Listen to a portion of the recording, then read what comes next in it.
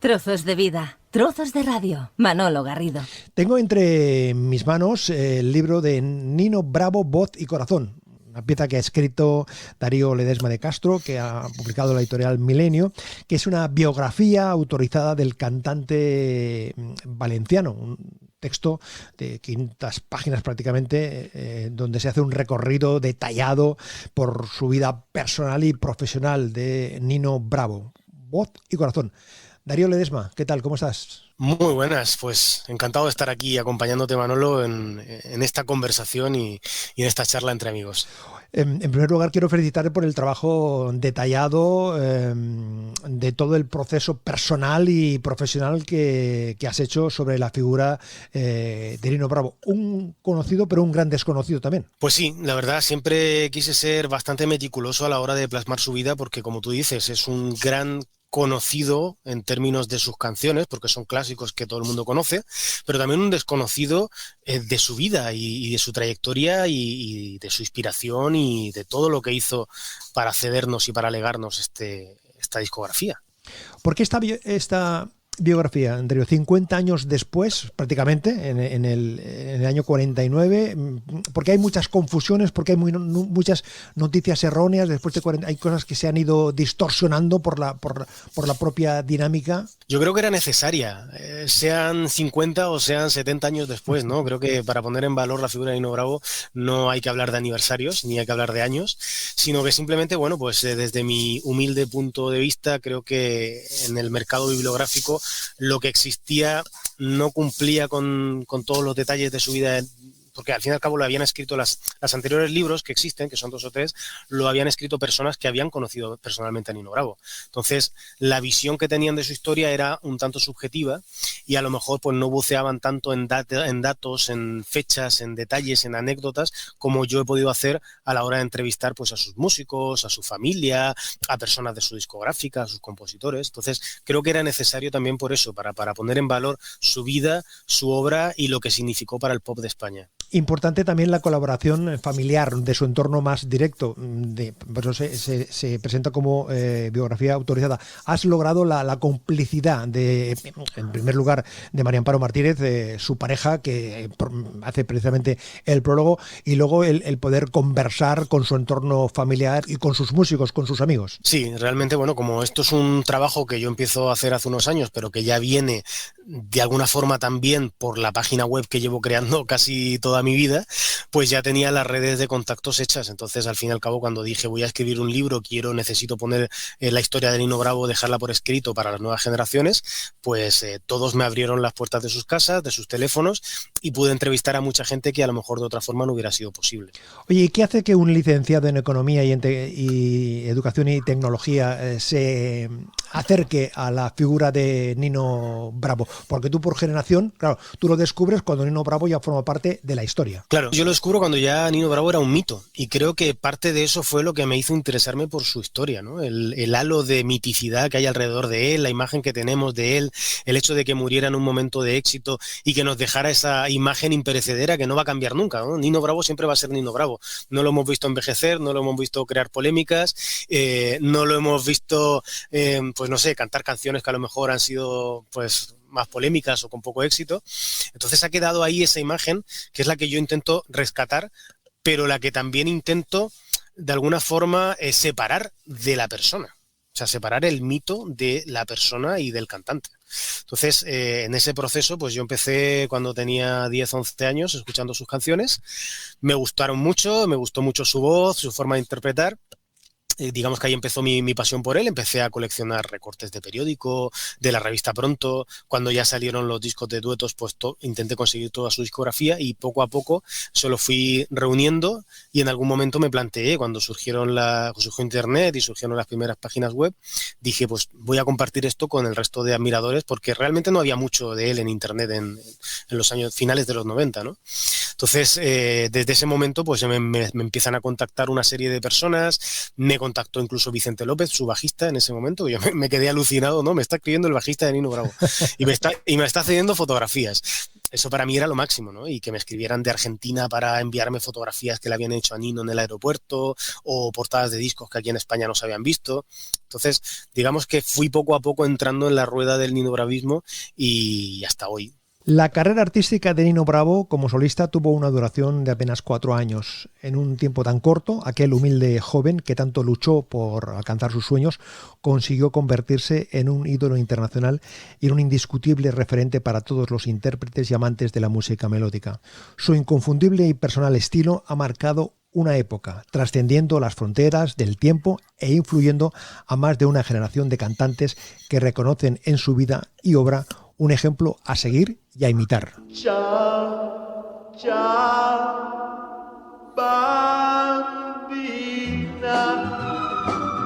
un bacio ancora e poi per sempre ti perderò come una fiaba. Pero claro, estamos hablando de Nino Bravo. ¿Por qué aparece aquí Domenico Modugno? Claro, tú haces referencia a que Domenico Modugno era de la banda sonora que sonaba en su casa y que de alguna manera la figura de Modugno se enganchó un poco, o Nino se miraba mucho o se miró durante un tiempo en Domenico Modugno, ¿no?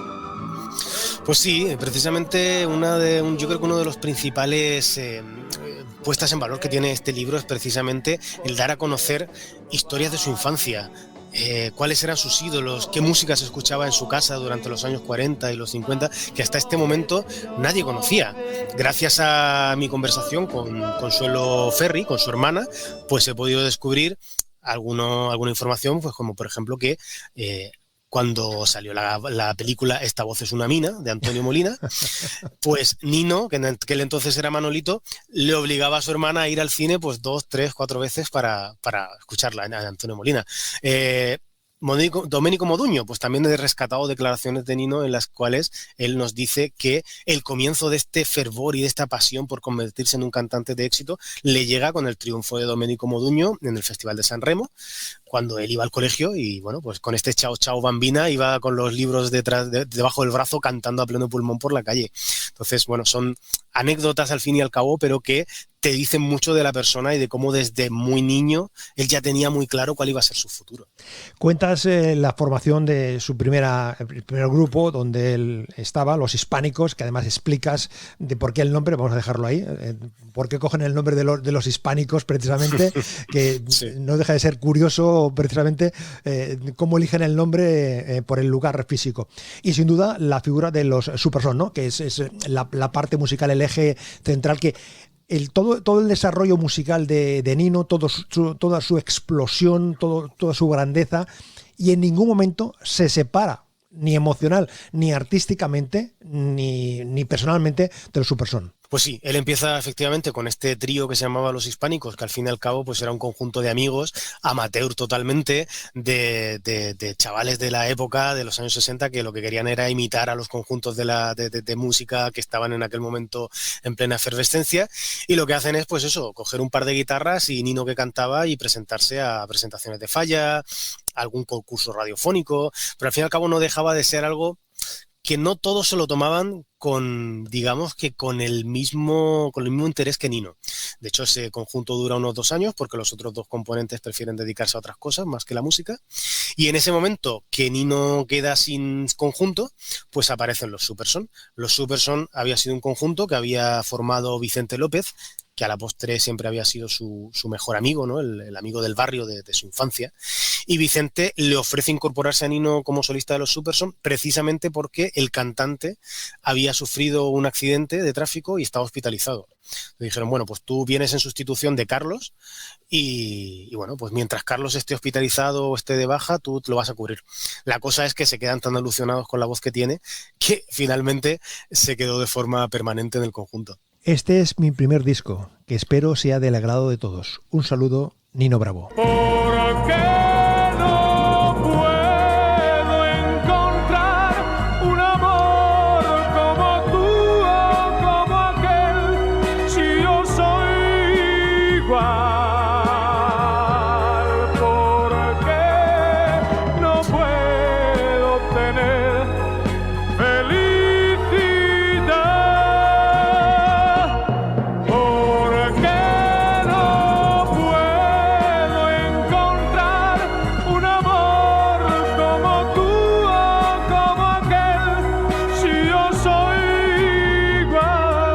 está mal, Darío, para ser la primera grabación. Lo oyes con el paso del tiempo y dices, caramba, qué potencia, los arreglos orquestales de la época, sin duda, pero su prestancia, su poderío vocal es tremendo, ¿eh? Para mí es espectacular y yo todavía me pregunto cómo pudo pasar desapercibida esta primera grabación, ¿no? De la que solo se llegaron a vender 600 copias. Caramba.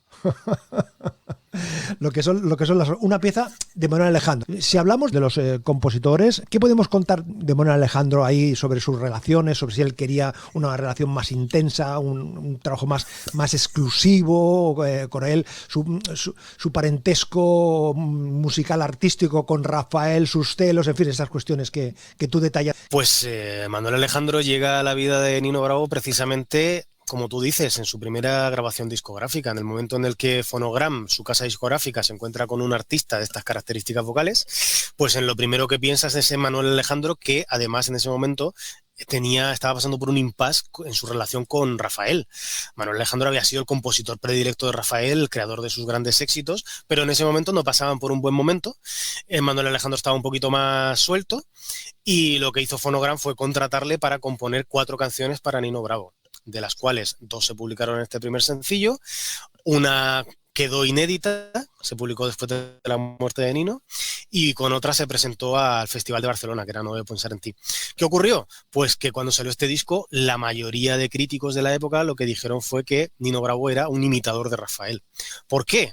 Pues porque las canciones olían a Rafael, o sea, al fin y al cabo se notaba el toque de Manuel Alejandro. Manuel Alejandro venía a componer muchos años para Rafael, algunas malas lenguas incluso decían que estas canciones habían sido compuestas para el Niño de Linares y finalmente habían recaído en Nino Bravo, y al final eso hizo mucho daño a la carrera de Nino Bravo, porque no pudo despegar precisamente por este tipo de comparaciones que absolutamente todas las revistas hacían, ¿eh? Yo que he buceado en la hemeroteca de aquellos primeros meses de su carrera, todas las revistas, Mundo Musical, la revista Semana, periódicos de la época, lo comparaban con Rafael.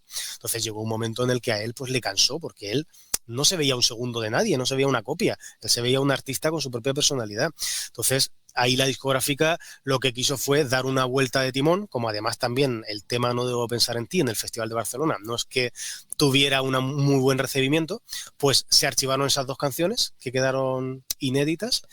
Y lo que se hizo fue empezar a buscar otros compositores para Nino Bravo. Hablamos del año ya 1969, sale a la venta el segundo single. Esta pieza, con este arranque tan del momento, que tiene unas gotas un poco de Tom Jones casi, pero es que es de las canciones que a mí, he de decir, que me fascinan. Venga. Cambiarás cuando sepas comprender mi amor por ti. Cambiarás y jamás podrás vivir lejos de mí. Sin un adiós me iré para no volver. Sé muy bien que con el último beso sé que esperarás mi regreso. Sé que en ese instante cambiarás.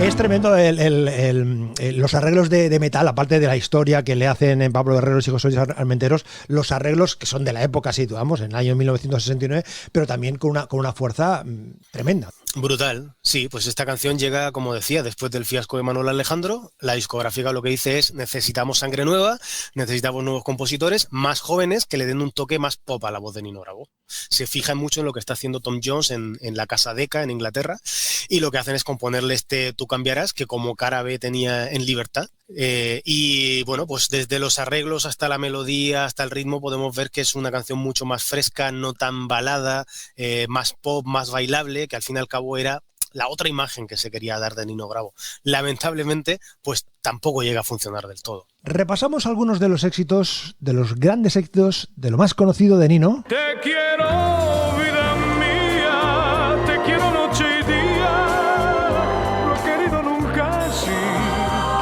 Te quiero con ternura, con miedo, con locura, solo vivo para ti. Yo te seré siempre fiel, pues para mí quiero en flor ese clavel de tu piel y de tu amor.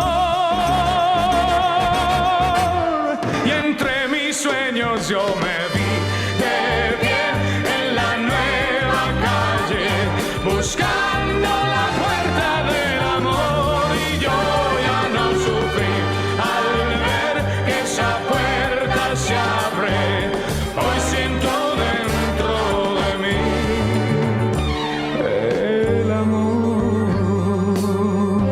Hace tiempo que sueño con ella y solo sé que se llama Noelia. Hace tiempo que vivo por ella y solo sé que se llama Noelia.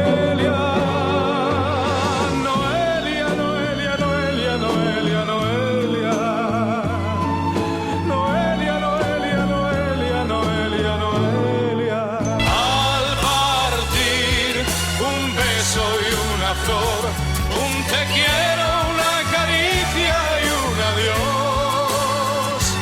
Es ligero equipaje para tan largo viaje. Las penas pesan en el corazón.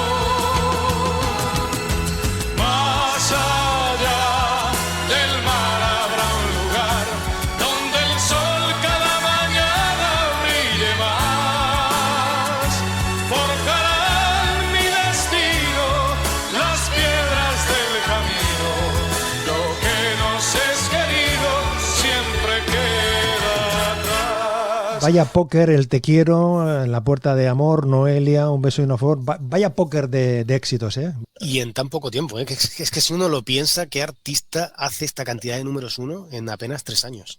En tan solo 3 años, porque quizás es de los aspectos que siempre se pone en valor, ¿no, Darío? Que un hombre que tuvo un recorrido de popularidad corto, pero que su proceso no fue fácil, porque, por ejemplo, hablabas tú de los festivales, que entras muy en detalle. Él tuvo que luchar y pelear ahí porque se presentaba en los festivales, los jurados, en fin. No fue un éxito de aquello de grabo y pim pam y es el éxito del momento, sino que se lo tuvo que trabajar, y de qué manera, ¿no? Se lo trabajó mucho, o sea, empezando por la grabación de pequeños singles, ¿no? Que en aquella época no era como hoy en día, que hoy en día el cantante graba un LP, graba directamente 12 canciones. En aquella época uno empezaba poco a poco con estos discos sencillos de 2 canciones para ver cómo iba pegando con el público, y ya si había una relación de muchos éxitos se sacaba un LP. Entonces Nino tuvo que lidiar pues precisamente con eso, con ese paso a paso, con ir grabando disco a disco, con ir presentándose a festivales en los que lograba un cuarto puesto. Ese cuarto puesto le servía para después presentarse a otro festival como representante de España, y al final hasta el último festival que participó, ¿no? En Río de Janeiro en el 72, que lo ganó, y por una irregularidad del presidente del jurado al final pues no le dieron el premio. Oye, hablamos antes de Alejandro, uno de los compositores. Manolo y Ramón, el dúo dinámico, que también estuvieron presentes en su carrera en distintos momentos. También una buena complicidad, ¿no? Tenían ahí entre los tres. Sí, el dúo dinámico le ofreció Elizabeth. Con Elizabeth se presentó en el año 70 en el Festival de Río de Janeiro, que obtuvo un cuarto puesto.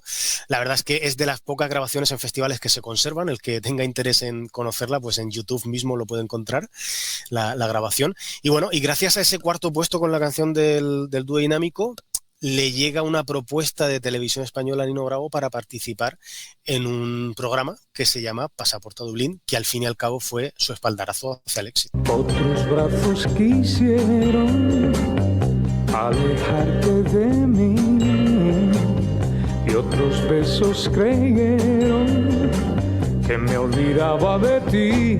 Mi vida no existe tan lejos de ti. Mis días transcurren tristes, quisiera morir sin tu amor, Elizabeth, sin tu amor.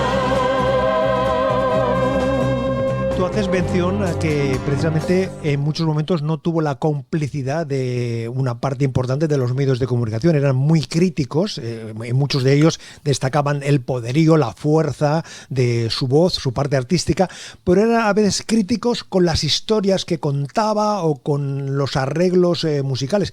Imagino que para un hombre como él, que tenía muy claro que quería dedicarse a eso, gestionar emocionalmente toda esa circunstancia no debería ser fácil. No fue fácil. Tuvo que aprender a lidiar con ello, porque la verdad es que tuvo detractores bastante férreos. Por ejemplo, no sé, José María Íñigo, que después sí que se rindió a la evidencia y que dijo que sí, que Nino Bravo era una de las mejores voces y todo. Incluso prologó el primer libro que salió en el año 73 sobre su vida, pero José María Íñigo fue su principal detractor desde la revista Mundo Joven.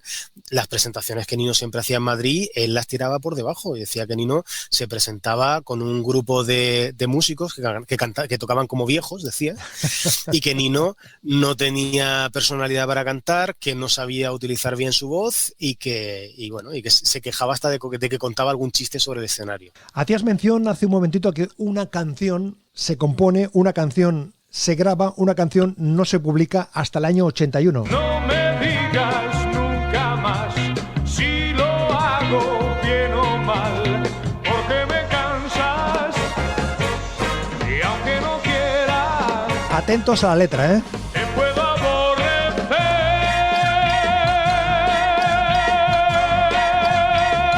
Yo soy así, ¿qué voy a hacer? No cambiaré. Si te molesta, márchate. Y por favor, ¿quién eres tú para decir qué debo hacer?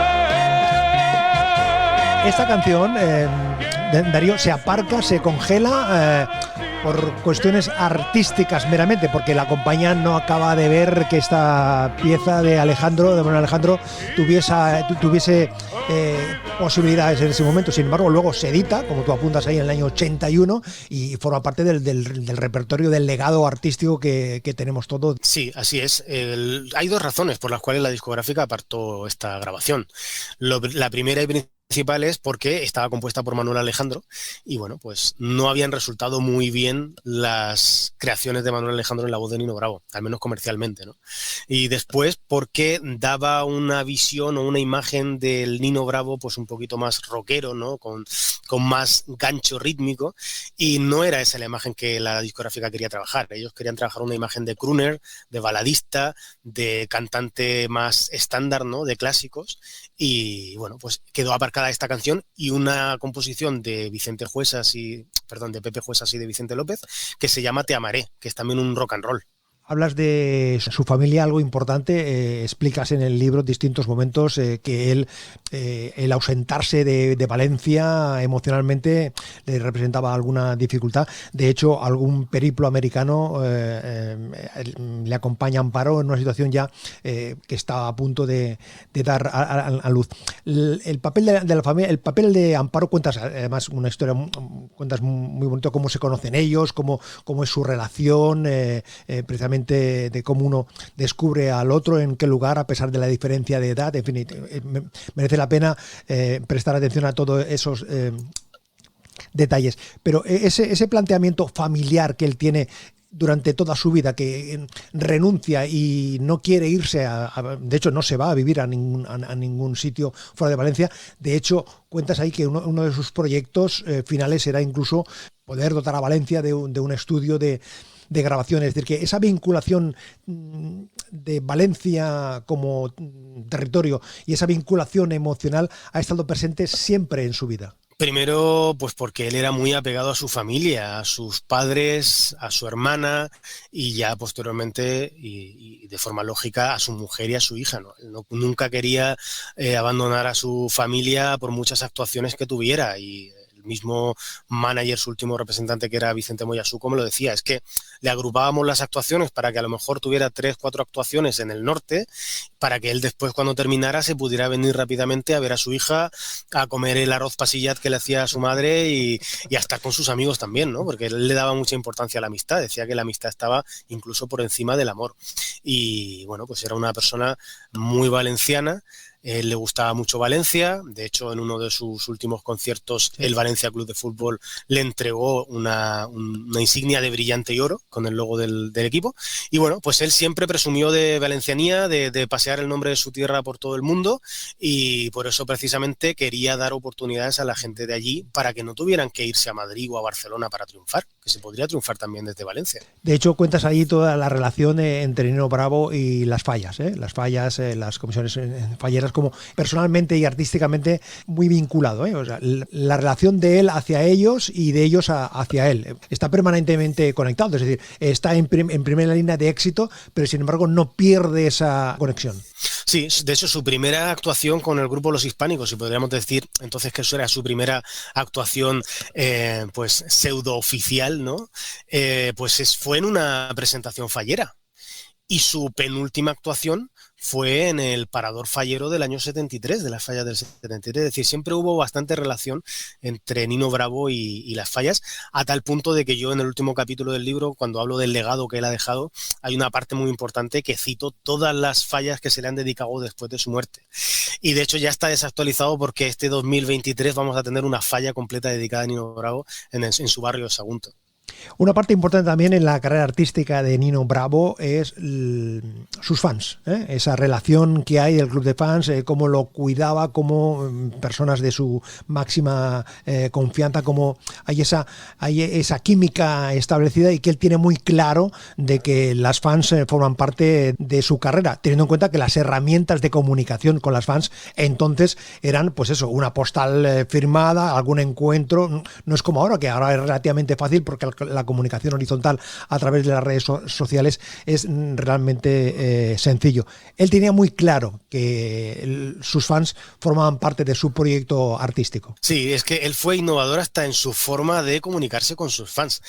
Algo que pocos artistas de la época tenían era un club de fans dentro de su propia oficina de representación. O sea, cuando Nino Bravo en el año 71 dijo: no quiero saber nada más de managers, a partir de ahora yo me voy a gestionar mi propia carrera, y crea su oficina de representación, que se llamaba Brani, por Bravo, Nino, pues en esa oficina de representación una de las primeras decisiones que toma es nombrar a un presidente de su club de fans dentro de esa oficina, pagado por él, para que pueda crear un club en el cual se les envía boletines periódicos a las fans, anunciándoles pues dónde va a estar actuando, cuántas veces va a salir en televisión, los nuevos discos que van a salir, y esos boletines se enviaban junto con un carnet, y también pues enviaban regalitos. Cuando Nino viajaba al exterior, cuando viajaba al extranjero, siempre compraba cositas para después hacer sorteos a sus fans, y a muchos fans pues les tocaron, pues yo qué sé, pues soles incas, ídolos de madera de estos de Latinoamérica y cosas así que él les enviaba.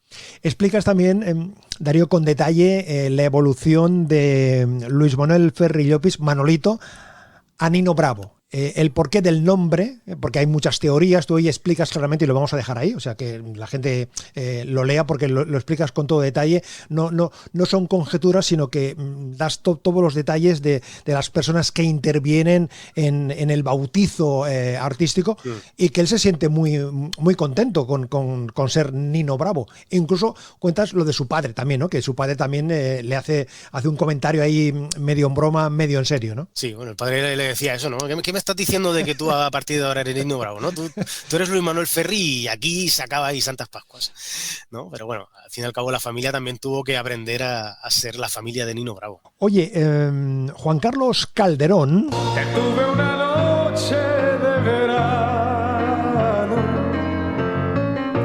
yo estaba muy solo, tú soñando, yo nada te quise confesar de mí, tú nunca quisiste hablar de ti.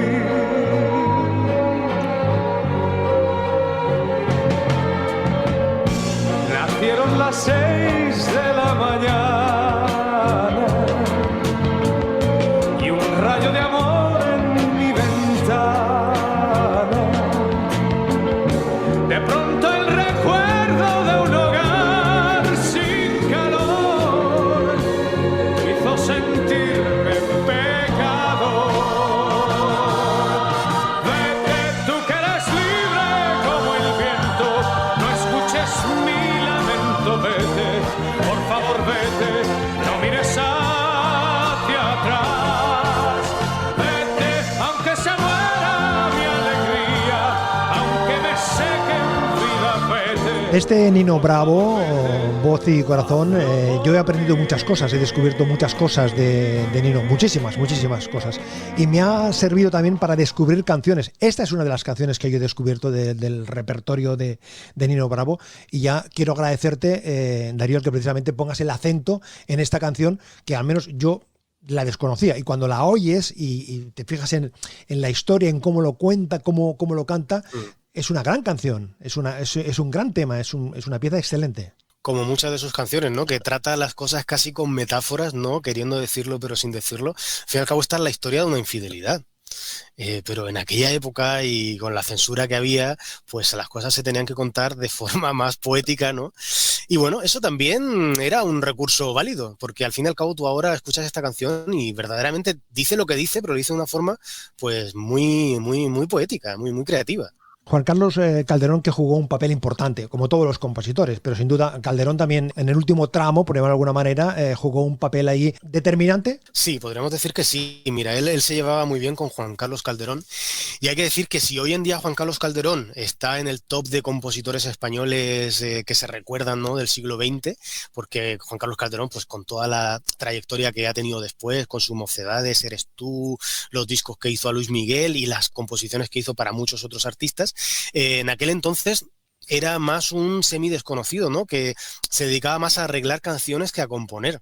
Sí es cierto que él tenía una preparación muy clásica, tenía muchas influencias de la música clásica, del jazz, y creaba muchos arreglos, pero Nino confió en él para componer canciones.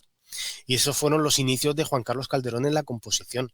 Ya a partir del año siguiente incluso empezó a sacar LPs instrumentales suyos basados en sus composiciones, pero Nino Bravo fue uno de los primeros artistas para los que compuso, y el éxito de muchas canciones, incluso de las que no había compuesto precisamente Calderón, se le deben a él. Por ejemplo, Libre es de Armenteros y Herrero, pero esos arreglos instrumentales tan característicos que tiene eran de Juan Carlos Calderón. Como el sol cuando amanece, yo soy libre como el mar, libre como el ave que escapó de su prisión y puede al fin volar, libre como el viento que recoge mi lamento y mi pesar, camino sin cesar detrás de la verdad y sabré lo que es al fin la libertad. Y busqué entre tus cartas amarillas mil te quiero, mil caricias y una flor que entre dos hojas se durmió. Y mis brazos vacíos se cerraban, aferrándose a la nada, intentando detener mi juventud. Mi tierra tiene su sol, el mismo sol que tu tierra. Mi tierra tiene su voz, que ruge si se la encierra. Mi tierra, mi tierra. Dime de qué tierra vengo, dímelo tú, buen amigo, tierra de la que no tengo más que el polvo del camino. Hoy encontré un lugar para los dos en esa nueva tierra. América es América.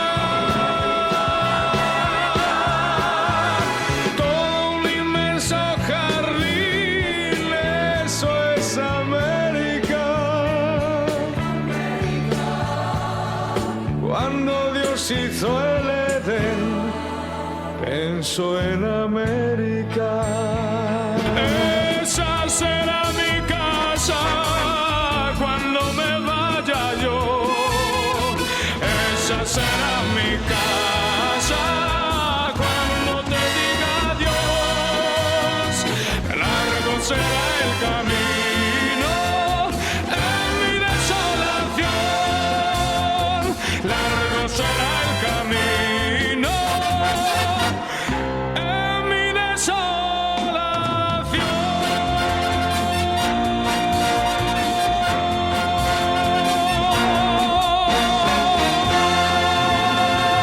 Cuando tienes la oportunidad de escuchar trocitos de canciones ahí enganchadas, te das cuenta de la fortaleza y de la grandeza que tenía este hombre. Canción a canción también, pero cuando tienes la oportunidad, en este caso en 2 o 3 minutillos, juntar ahí unos trozos de canciones, te das cuenta de la fuerza y del espectáculo que era este hombre cantando. Pues sí, es lo que yo digo, siempre me preguntan, oye, ¿cuál es el secreto de Nino Bravo? ¿Por qué ese éxito, ¿no? ¿Por qué esa magia que él tiene? Pues no lo sé, él tenía una gran voz, pero muchas personas tienen una gran voz. Él tenía una forma de interpretar única. Tenía una serie de compositores que eran los mejores de aquella época, tenía una serie de arreglos instrumentales que también eran únicos, una producción exquisita para mi gusto, pero al final, aunque juntes todo eso, siempre hay algo que no se explica, que tiene un cierto punto de magia, diría yo, ¿no? Y que por eso precisamente nunca ha existido un segundo Nino Bravo, por mucho que las discográficas han querido sacar, pues eso, cantantes que tuvieran el mismo estilo, incluso con sus mismos compositores, pero realmente Nino Bravo yo creo que era único y que nunca existirá otro. Y llegamos a esa fecha fatídica, el 16 de abril de 1973.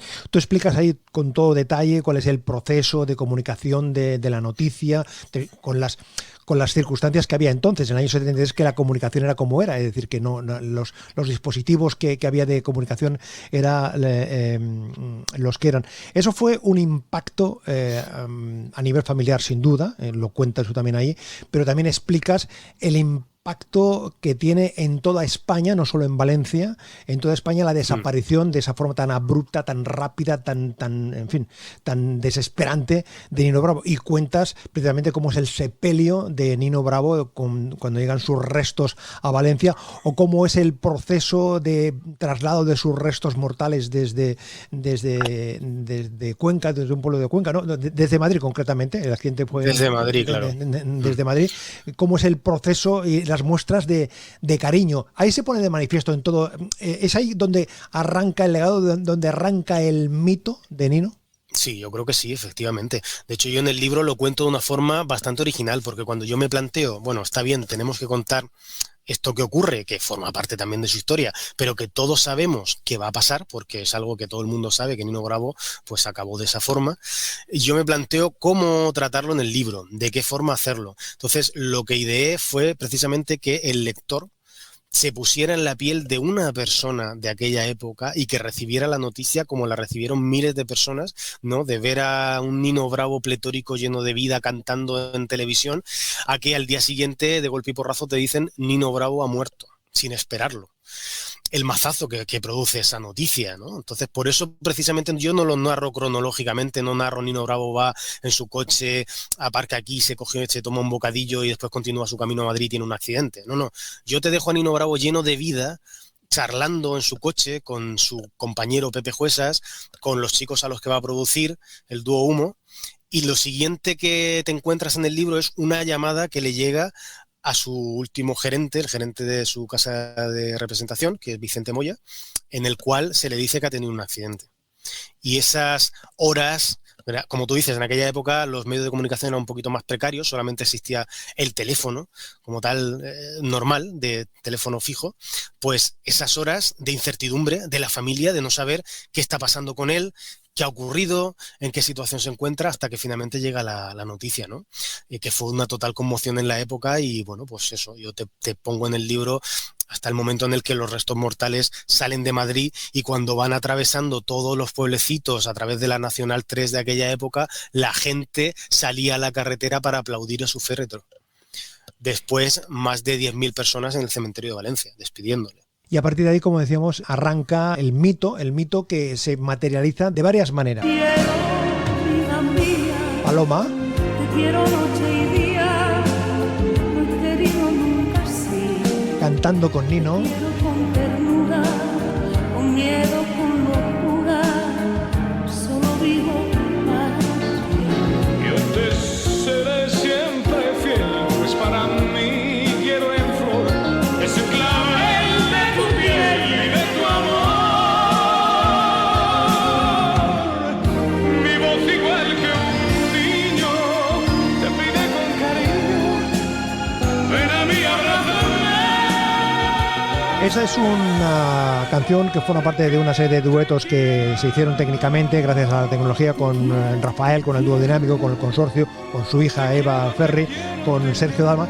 Y luego hay un disco que tú pones precisamente muy en valor, y coincido contigo, que es el que se graba, se regraba coincidiendo con el 40 aniversario. Es cuando se revisitan las canciones. Y la verdad es que para mí en su momento me sorprendió cómo de una canción de Nino Bravo se hiciese un reggae. Y luego cuando pasan los primeros segundos dices, caramba, esto suena muy bien. Donde brilla el tibio sol con un nuevo fulgor, llorando las arenas. La Casa Azul, que hicieron un gran trabajo, muy respetuoso, pero sirvió, Darío, tú lo apuntas ahí, para que otras generaciones descubrieran al Nino Bravo de los 70, de los años más exitosos que tuvo él. Pues yo creo que sí. Lo importante de este trabajo es que se hizo una aproximación muy respetuosa con el original, pero a la vez actualizando el sonido de una forma bastante original y muy moderna. Entonces, es una puerta de entrada para nuevos oyentes, para nuevos posibles fans de Nino Bravo, de escuchar las canciones y de después quedar con esa espinita de decir, oye, yo quiero saber cómo eran los originales, yo quiero conocer más canciones de Nino Bravo. Como muestra este América América, que empieza con un reggae. Cuando tuve el placer de entrevistar a Guille Milky Way, el productor de este disco, él me decía, es que la voz de Nino pega con todo, o sea, la pones con una base de reggae y suena natural, la pones con cualquier otro arreglo y suena igual natural. O sea, realmente se adapta a cualquier arreglo que le ponga, siempre sobrevive. Museo Nino Bravo, una de las iniciativas que se puso en marcha en su momento, un museo que va recuperando actividades. De hecho, tú dirigiste un documental hace unos años, precisamente auspiciado por el museo. Eres el gestor de ninobravo.net, una web que yo recomiendo que se visite, porque además hay una cantidad de información muy solvente, con un aspecto gráfico muy atractivo, muy moderno, y puede uno encontrar un gran contenido. 50 años, 2023, ¿qué hacemos con Nino Bravo? Para empezar, tenemos un libro que es, para mi gusto, es un valor añadido a todo lo que había anteriormente, y que por lo que me están contando los fans que ya se lo han leído, pues es es casi como que estuvieran al lado de Nino Bravo viviendo toda su historia, ¿no? También por el enfoque que yo le he dado, que he querido ser muy detallista y en algunas partes incluso casi novelando los sentimientos y las actividades que realizaba Nino Bravo, ¿no? Entonces, este libro, al fin y al cabo, te ofrece a Nino Bravo casi como que estuvieras viviendo paso a paso con él todos los acontecimientos de su vida hasta llegar a este triste final, ¿no? Ese libro lo hemos presentado este año, y además tiene su sentido que lo presentemos en el 49 aniversario, porque todo el mundo me decía, ¿y por qué no te esperas un año con el aniversario redondo? No, pero es que tiene sentido porque Nino Bravo no necesita un aniversario para ser celebrado. Y es importante que se ponga de relieve su vida y su obra en cualquier momento. Entonces, por eso el libro ha salido este año. Ahora, para el 50 aniversario, pues a mí me gustaría que su discográfica sacara, y supongo que lo hará, algún tipo de recopilación, pues con algún tema inédito, con alguna grabación inédita que celebre este aniversario como se merece. Probablemente supongo que tendremos algún tipo de concierto homenaje. También se está hablando de hacer algún tipo de remodelación o de exposición nueva dentro de su museo. Y bueno, y creo que van a ir surgiendo cositas, porque al fin y al cabo, cuando se acercan estas fechas, siempre pues van saliendo productoras o van saliendo distintos entes que se quieren sumar al aniversario. Pensar, hablar, soñar.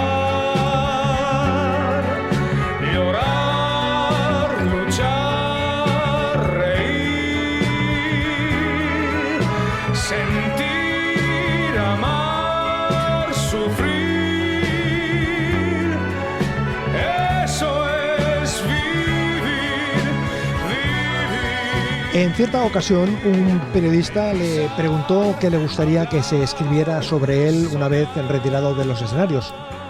Solo esto: Nino Bravo, un profesional que sabía cantar. A casi 5 décadas de su partida, no solo se confirma su deseo, sino que se amplía con una obra que sigue viva en el corazón de miles de admiradores que escuchan sus canciones diariamente alrededor del mundo. Lo que fue nuestro, beber en las pasiones, caminar siempre adelante, aunque tengas que sufrir. Eso es vivir.